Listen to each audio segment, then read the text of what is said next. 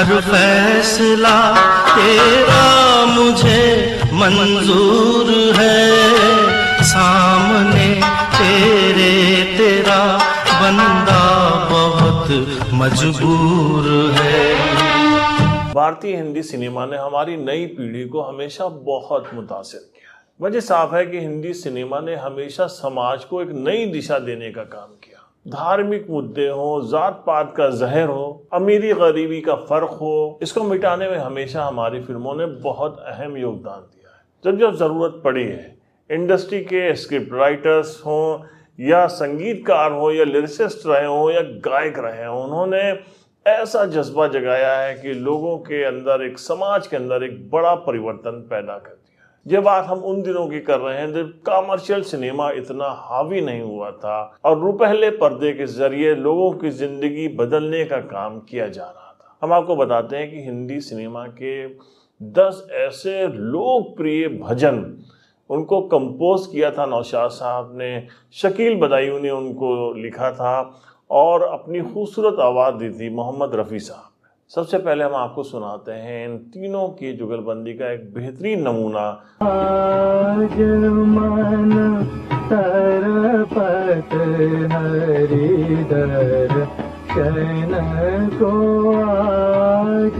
नौशाद साहब के संगीत में और रफ़ी साहब की आवाज़ में शकील साहब ने उसको लिखा था। अमर फिल्म का एक बहुत ही खूबसूरत गाना है, इंसाफ का मंदिर है ये भगवान का घर है। इन तीनों का एक और बहुत ही खूबसूरत शाहकार था। फिल्म थी कोहिनूर जिसमें दिलीप कुमार हीरो थे और फिल्म का क्या बेहतरीन गाना था। मधुबन मेरा अधिकार नाचे रे गिरधर की मुरलिया बाजे रे। बहुत सारे ऐसे गाने हैं जो बहुत ही ज़्यादा ऐसे भजन हैं जिनको आप सोचिए कि रफ़ी साहब गा रहे हैं, शकील बदायूनी लिख रहे हैं, नौशाद साहब उनका संगीत कर रहे हैं।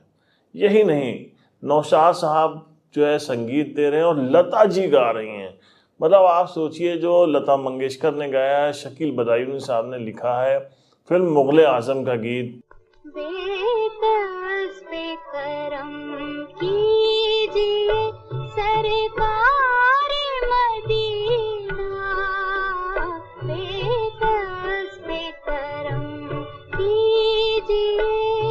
आवाज सोची लता जी ने अपनी इतनी खूबसूरत आवाज दी है कि गाना सीधे रूह में उतर जाता है। शकील साहब नौशाद साहब की जोड़ी जब फिर मिलती है तो आप सोचिए कि लता जी की आवाज मिलती है और पालकी फिल्म का ये खूबसूरत नगमा।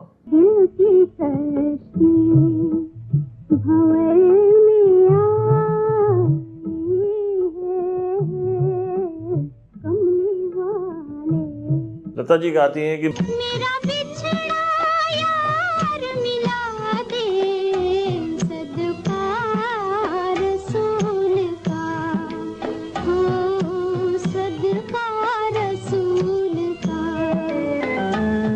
सोचिए कि क्या बेहतरीन जो है लिरिक्स लिखी गई हैं, क्या भावनाएं हैं। किसी से नहीं जुड़ा है, किसी धर्म से नहीं जुड़ा है, किसी मतलब बात हो रही है सदका रसूल का, लता जी गा रही हैं। क्या इंडस्ट्री ने हमारे शानदार काम किया है, क्या उदाहरण पेश किए। साहिर लुधियानवी साहब लिखते हैं, तू हिंदू बनेगा न मुसलमान बनेगा, इंसान की औलाद है इंसान बनेगा।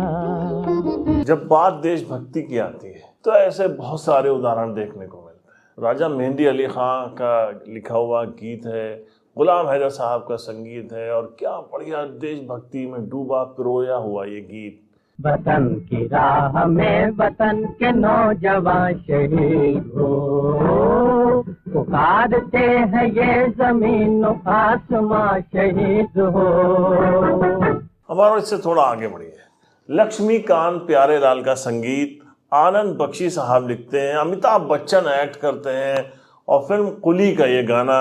मुबारक हो तुम सबको हज का महीना, न थी मेरी किस्मत के देखो मदीना, मदीने वाले थे मदीने वाले थे मेरा सलाम कहना। बात हज पे जाने की हो रही है, मदीने वाले की हो रही है, लिख कौन रहा है? आनंद बख्शी साहब। एक और आनंद बख्शी साहब का जिक्र करते हैं, आर डी बर्मन का संगीत है और ये भी गीत बहुत ज्यादा पॉपुलर हुआ था। है खुदा हर फैसला तेरा मुझे मंजूर है, सामने तेरा बंदा बहुत मजबूर है। अब्दुल्ला फिल्म का ये गीत था। किशोर दा ने अपनी बेहद खूबसूरत आवाज दी थी और इस तरीके का गीत, संगीत, वर्डिंग, लिरिक्स, मतलब मुस्लिम पे पिक्चराइज हो रहा है, हिंदू लिख रहे हैं, हिंदुओं के भजन पिक्चराइज हो रहे हैं, मुस्लिम लिख रहे हैं। ये एक उदाहरण हमारे हिंदी फिल्म इंडस्ट्री ने पेश किया था समाज के सामने। कुछ समय से हमारे हिंदी इंडस्ट्री में भी ग्रहण लगा है, क्योंकि फिल्में हमेशा ऐसी बननी चाहिए, गाने हमेशा ऐसे लिखे जाने चाहिए, स्क्रिप्ट हमेशा ऐसी होनी चाहिए जो समाज को बांटने का नहीं बल्कि समाज को जोड़ने का काम करे। अगर हमारा एपिसोड पसंद आया हो तो हमारे चैनल को सब्सक्राइब करिए। मिलते हैं नेक्स्ट एपिसोड में एक नई कहानी के साथ। तब तक के लिए जय हिंद।